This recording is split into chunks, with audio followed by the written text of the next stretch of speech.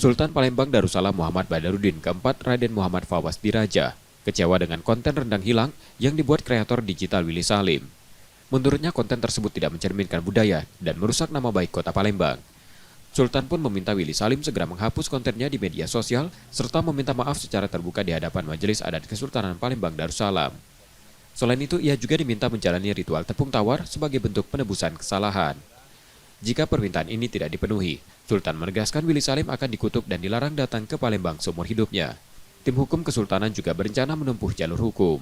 Saya lihat karena persiapan dia yang kurang dan saya yakin ini ada arahan tertentu untuk mengambil makanan sebanyak-banyaknya karena kita memiliki budaya Semon, yaitu budaya malu.